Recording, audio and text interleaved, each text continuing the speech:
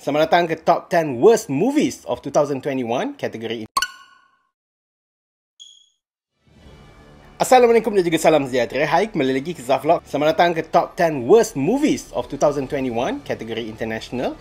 Seperti mana yang korang tahu, Zaf sebelum ni memang dah 4 tahun buat Top 10 punya video. Bermula daripada tahun 2018 sampailah sekarang ni 2021. Kita dah masuk tahun yang keempat. Kita ada 4 kategori, okay? Great Film, Worst Film, filem gempak dan juga filem sampah. Okay? Ini untuk international, ini untuk filem local. Dan bermula tahun lepas, kita sudah mulakan satu lagi video yang terbaru, iaitu Top 10 Movies 2021 Subscribers Choice Award. Okay? Seperti mana yang korang tahu, korang boleh pergi mengundi juga. Korang boleh pergi dekat zafvlog.com, pilih untuk setiap kategori-kategori yang dicalonkan. Korang boleh pilih siapakah pemenang yang bakal Zaf announce pada Top 10 Movies Subscribers Choice Award itu. Right, untuk video kali ini adalah Top 10 Worst Movies 2021, kategori international. Dan surprisingly, tahun ini mempunyai banyak filem-filem yang blockbuster. Kenapa Zaf cakap macam tu? Sebab sebelum-sebelum ni, bila Zaf buat carta yang Zaf punya preferences ni, kebanyakan filem-filem worst ni adalah filem-filem yang bukan blockbuster, yang orang tak pernah dengar. Okay, filem-filem yang B grade, okay, C grade, yang memang teruk lah, tapi ditayangkan dekat dalam Malaysia. Okay, untuk kali ni memang ada beberapa filem yang blockbuster, like hype gila babi lah. Memang mungkin akan ada orang marah Zaf lepas ni, sebab ada pelakon-pelakon favourite dia kan. But anyway, ini hanyalah preferences Zaf sahaja. Mungkin korang sendiri ada pandangan korang sendiri. Korang boleh pergi bagi tahu dekat bahagian komen apakah filem paling teruk korang pernah tengok pada tahun 2021 ni. Okay, kita mulakan dengan tangga yang ke-10. Number 10. Di tangga yang ke-10 kita ada filem Ghostbusters Afterlife. Oh, ini memang confirm ramai yang marah aku ni. Sebab geng Buzzpop suka filem ni, tapi bagi aku macam, I don't know, mungkin aku daripada generasi yang tidak menonton Ghostbusters 1, 2, 3 yang version wanita tu kan. Tapi itulah, filem ini bukan stand alone movie. Dia tidak boleh hidup dengan filem dia saja. Kau kena tengok 1 dan 2 dahulu, baru kau boleh faham yang keempat ni. Sebab dia ada banyak fan service. This is a true fan service movie. Okay? Dia tidak dapat memuaskan penonton biasa. Dia hanya dapat memuaskan penonton-penonton yang pernah menonton, okay, filem 1 dan 2. Dan untuk penonton-penonton baru ni, dia tak ada membuatkan aku rasa macam aku nak tengok Ghostbusters 1 lah apa. Tak ada. Aku rasa macam tak apalah, aku dah terbayar tiket, aku tengok filem ni, aku macam tak best langsung kan. But basically, Ghostbusters Afterlife is a real life fan service movie.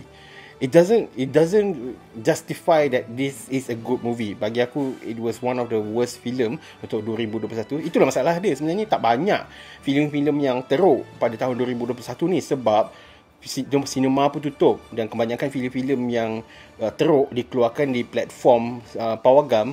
Aku akan tengok sampai habis. Tapi dekat streaming service sebenarnya banyak je filem-filem yang teruk, tapi aku tak berjaya nak habiskan. So aku tak boleh nak review lah, dan aku tak boleh nak letak dalam catatan ni. Tapi sebenarnya banyak dekat platform streaming service yang filem ni memang teruk gila kan. Filem Ghostbusters Afterlife pada tangga yang ke-10. Number 9. Di tangga yang ke-9 pula adalah filem, oh my god, aku dah lupa filem ini adalah filem franchise dia yang keberapa entah, iaitu Halloween Kills. Filem ni nak kata dumb tu, kita dah aware that Halloween Kills ni adalah filem yang sangat bodoh. Tapi still, dia punya bodoh tu tahap yang aku tak boleh nak brain. Aku rasa macam, habis tu dia ni takkan mati ke sial? Padahal ni dah berapa puluh filem kan, dah filem yang keberapa ni kan, tapi tak mati juga. Spoiler alert, memang dia tak mati. Benda ni dah jadi macam, alah, kalau macam tu kau buat je lah cerita apa-apa sekalipun. Watak dia Michael Myers tu sebagai pembunuh, dia takkan mati. So good, keep on the word sampai Abang Benjamin mampus sekalipun, dia tak mampus juga. Benda tu dah jadi annoying lah pula. Okay, so Halloween Kills pada tangga yang ke-9. Number 8. Di tangga yang ke-8 pula adalah filem di Netflix, iaitu Deadly Illusions.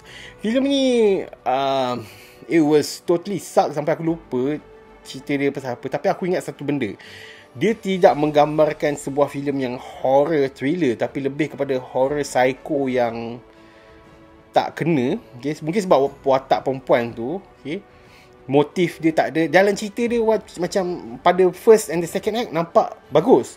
Masuk je third act, dia jadi macam Dia macam, what the hell is this? Apa ni?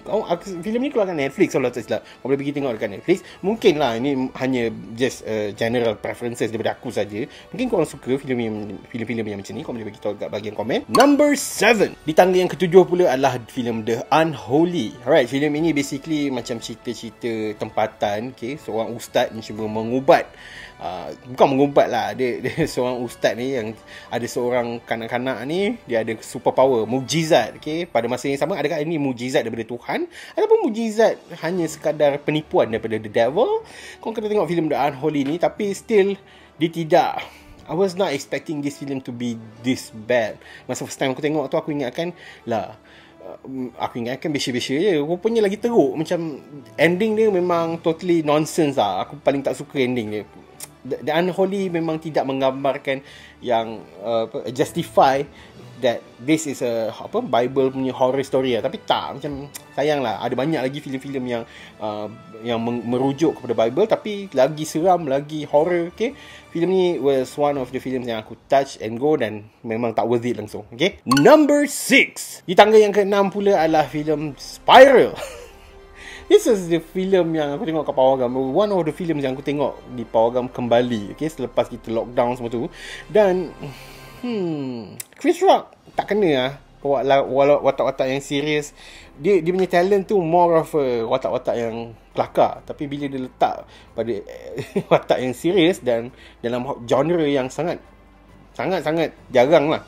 Okay, watak macam dia tu berlakon dalam filem horror, dia macam jadi tak kena. Macam, aku faham dia nak cuba benda baru, tapi untuk sebuah spin-off daripada filem Saw ni, memang this is by far the worst filem Saw yang aku pernah tengok. At least filem Saw yang sebelum ni, walaupun blood dia cerai, okay, tak nampak real langsung, at least kau have fun. Okay, dia memang gore, bloody semua kan. Tapi yang ni macam cuba tahan benda tu lah. Aku tak suka lah filem Spiral. Okay, number 5. Di tangga yang kelima, oh my god, ni confirm aku kena kutuk, kena kecam saja. Di tangga yang kelima adalah filem Red Notice. Alright, filem lakonan Dwayne Rock Johnson, Gal Gadot dan juga Ryan Reynolds. This is by far paling aku cuak nak letak dalam carta, sebab filem ni memang blockbuster gila dekat Netflix. Top 1, okay, lama gila dia dekat top 10 movies.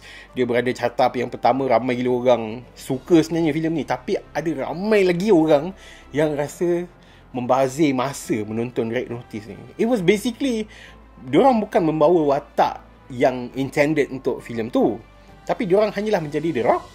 Gal Gadot hanya menjadi Gal Gadot. Ryan Reynolds hanya menjadi Ryan Reynolds di dalam filem ni. Dia tak ada nampak that this is a made up film. It just diorang ni datang masuk ke dalam set dan diorang just have fun menjadi diri diorang.